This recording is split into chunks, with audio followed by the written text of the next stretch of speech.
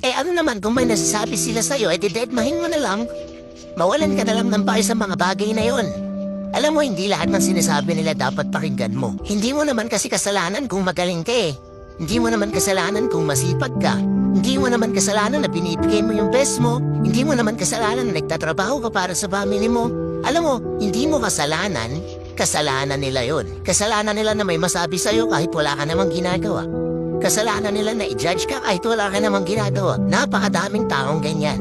Yung tipong may masasabi talaga sa'yo, may gawin ka mang mabuti o masama.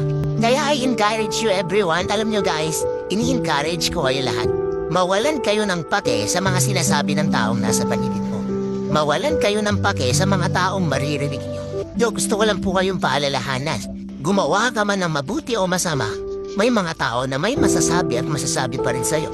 So I encourage you, may masasabi lang din sila, kailangan yung mabuti na yung gawin mo.